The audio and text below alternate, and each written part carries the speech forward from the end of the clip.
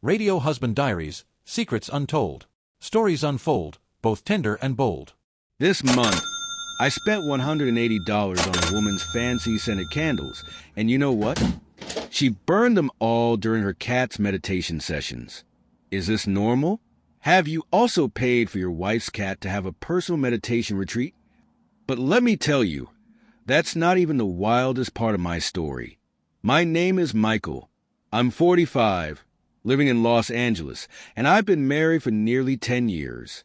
My wife's name is not disclosed for censorship reasons, but her cat's name is Moonlight. Moonlight, by the way, lives a better life than I do. Expensive food, plush beds, and yes, meditation sessions complete with overpriced candles. It all started on New Year's Eve. You know, that Subscribe now.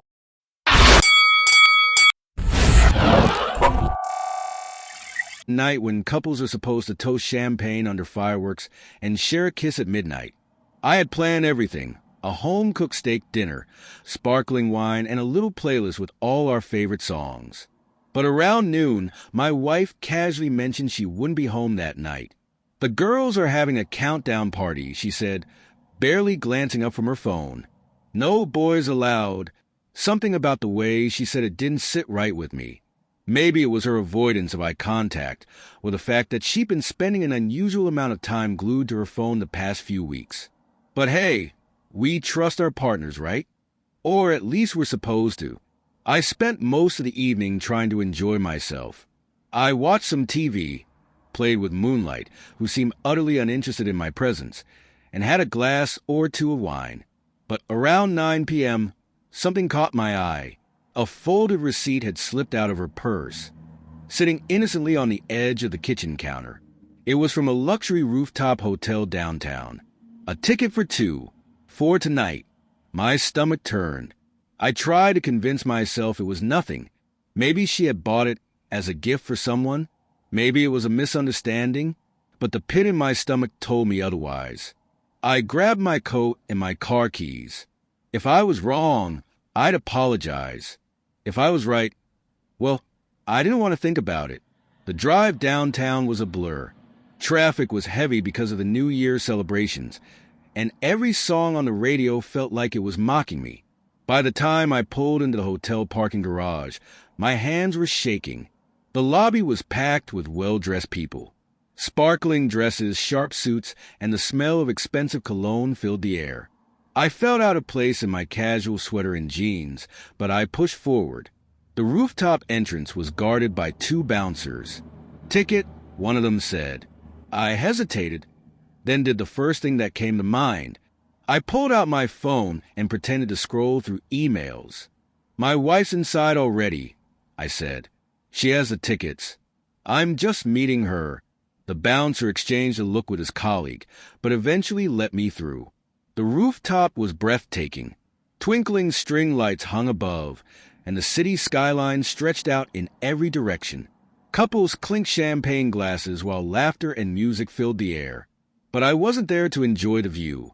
It didn't take long to spot her. She was standing near the edge of the balcony, a champagne flute in one hand, her other hand resting casually on the arm of a man I didn't recognize. He was tall, well-dressed, and far too comfortable in her personal space. My heart dropped into my stomach. I wanted to storm over there, cause a scene, and demand answers. But instead, I froze. What would you have done in my place? Would you have confronted them right there, in front of everyone? Or would you have walked away silently? I didn't have the courage to confront her in public. Instead, I stepped back into the shadows and watched. They laughed. They clinked glasses, and at midnight, as fireworks exploded over the city, he leaned in and kissed her. I felt like I couldn't breathe. The drive home was quiet. Moonlight greeted me at the door, rubbing against my leg as if she knew something was wrong. I sat on the couch, staring into the dark, replaying the scene over and over in my mind. When she came home a few hours later, I was still sitting there. "You're still up?" she said, looking surprised. I didn't answer. Instead, I pulled the receipt from my pocket and placed it on the coffee table. Her face went pale. We talked. Or rather, I talked, and she stumbled through excuses. She said it was just a mistake, that he was just a friend, that it didn't mean anything, but it did mean something. It meant everything. That night, I realized something important. Trust isn't something you can repair overnight. It's not a switch you can just flip back on. I don't know what the future holds for us. Maybe we'll try counseling. Maybe we won't. But I do know one thing. No amount of scented candles can cover up the smell of betrayal. The next morning, I packed a bag and left. I didn't slam the door. I didn't yell.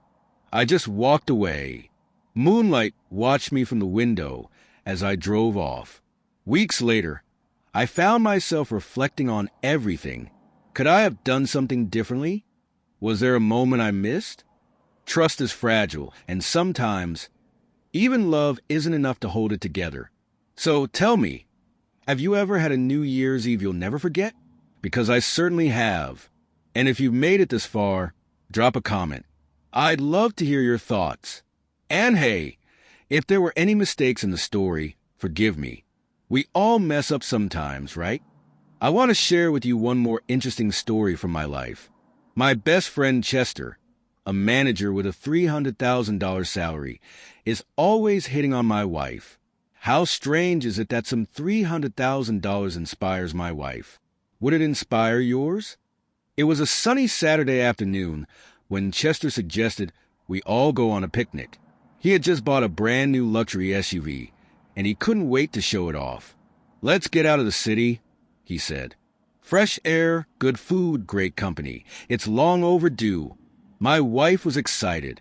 She packed a basket full of sandwiches, fresh fruit, and a bottle of wine Chester had brought over earlier that week. The three of us drove out to a quiet spot by a lake. Chester, ever the charmer, set up the picnic blanket, laid out the food, and poured drinks for everyone. But then the dynamic started to shift. While I was setting up the foldable chairs, Chester and my wife were laughing together near the water's edge. He was showing her something on his phone, a vacation photo, I think. But the way she leaned closer, the way he brushed an imaginary leaf off her shoulder, it felt too familiar. When I walked over, Chester looked up with his signature grin. Don't worry, buddy. I'm keeping her entertained while you do the heavy lifting. Would you have laughed that off? Or would you have felt the same knot in your stomach that I did? We sat down to eat, and Chester kept the conversation flowing. He told stories about his latest business trips, about the people he met in boardrooms and luxury hotels. But every time he spoke, his eyes seemed to drift back to my wife. At one point, he pulled out a bottle of sunscreen. You're looking a little pink, he said to my wife. Want me to help with that? She laughed nervously. I think I'll be fine, Chester. But the damage was done. The image of him rubbing sunscreen on her shoulders stuck in my mind like a splinter.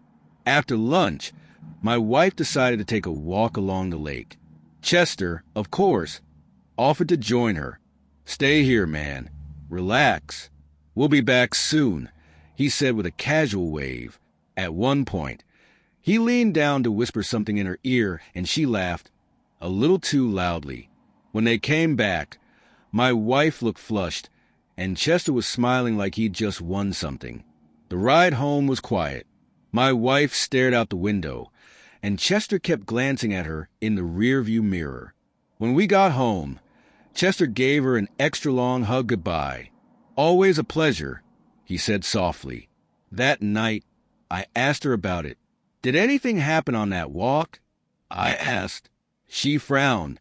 No, don't be ridiculous. Chester's just being friendly. Friendly?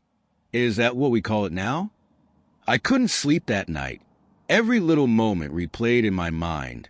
His hand brushing against hers, the whispered jokes, the sunscreen offer. So tell me, have you ever watched your best friend cross a line right in front of you? Because I certainly have. And if you've made it this far, drop a comment. I'd love to hear your thoughts.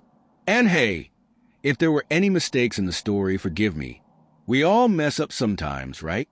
Subscribe to hear new interesting stories and find out how much money women spend.